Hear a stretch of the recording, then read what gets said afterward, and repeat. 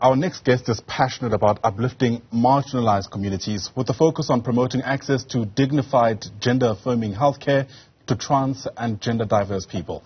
She's also dedicated to fighting homophobia at schools and tertiary institutions and promoting economic opportunities for queer people in politics. For more on her story, we're joined now by women's rights activist Patsy Alley, who's also the spokesperson for the Northern Cape Transport MEC. Patsy, it's great to have you on the program. Thanks so much indeed for making time to speak to us. And you live your life at an interesting intersection in this country. So perhaps on a day like this, let me get your take on whether you feel trans people, and more specifically trans women, are seen and heard in South Africa's politics. Good morning, Ayanda, and yes, thank you for having me here today. Not yet, I believe. I believe we have a long way to go to navigate greater levels of inclusion. But of course, that has to be preceded by greater levels of not just acceptance, but understanding of gender identity and also trans women and our realities in life, and how the struggles and the challenges of trans women also communicate to the struggles and challenges of women, which is sometimes also compounded by issues of being black queer bodies or black trans bodies. And it has added issues with regards to transphobia, homophobia and hate and stereotyping of calling us people with our gendered identities having specific lifestyles and lifestyle choices, while we are just women struggling on compound oppressions and violences in community. So not yet, and this is why it is great to have shows like this to promote understanding and also to promote our inclusion in government programs, and also representation in political spheres. Yeah, without a doubt. I mean, you speak about promoting understanding. A big part of that comes from telling stories. So I wonder if you can tell us a bit about your own journey into politics, more specifically, I believe, the ANC. How has that been, and how do you feel, you've been received? Yes, the story of mine and my inclusion and my work in government, it has been a long road. It's been a long road of if you understand the lived experiences of black rural trans women, you would realize the reality that just the moment that we step out of our houses, it becomes a battlefield. It becomes a space where we need to try and affirm ourselves and make our voices heard, notwithstanding the fact that we are so erased and misunderstood, because it doesn't matter how capable and how intelligent and how fierce we are. It is about how it's being received. We've got such great capabilities and such skills and talents that we can bring into the table. We form part of government as it is. We serve equally, but it is such a daily struggle to get this across.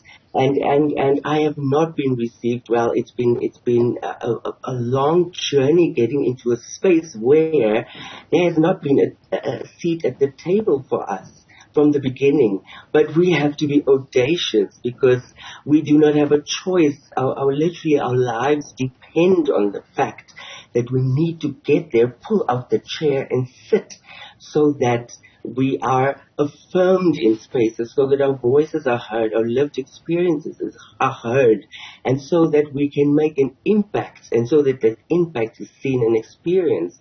So, for example, when starting in government about 21 years ago, it has been difficult every single day, because you have to prove yourself, you have to prove your worth and your capability, and that we are all capable of doing things. So it has been a long time. The Northern Cape provincial government has come a long way in feeling my presence, and this is why I call it body activism. Sure. By just being in spaces, you disrupt and you teach.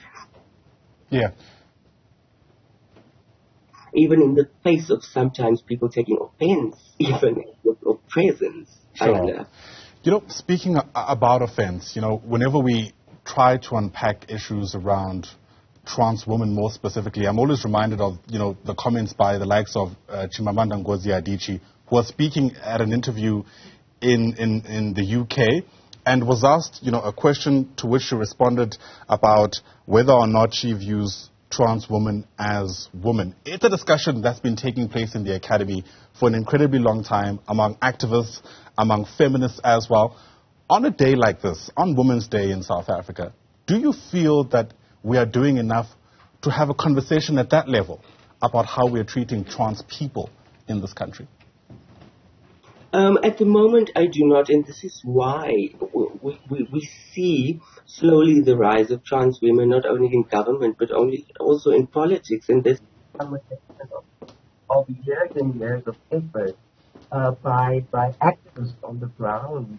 And the misconceptions and misunderstandings about trans women are only going to be assisted if we are sustaining our presence and holding space and also keeping space in these spaces. So the perceptions of trans women, who we are, what we stand for, and our capabilities and what we can add, will change over time. I'm very optimistic about this. I mean, even the move that we are seeing in writing and me becoming a spokesperson, for example, for a senior government official, and also being made a part of the national task team of the Women's League, for example, we are moving. So it is just about erasing all of the misconceptions and the stereotypes and creating an understanding of the true diversity of the South African population and what it means to include and really look at the needs of all South Africans. An also important conversation, and hopefully discourse around this is also brought into the spotlight, at least when it comes to the kind of discussions that are taking place at a national level. Patsy Alley, for now, thanks very much indeed for your voice and for weighing in on an important day like this. Patsy Alley is a women's and LGBT rights activist, also happens to be the spokesperson for the Transport MEC in the Northern Cape.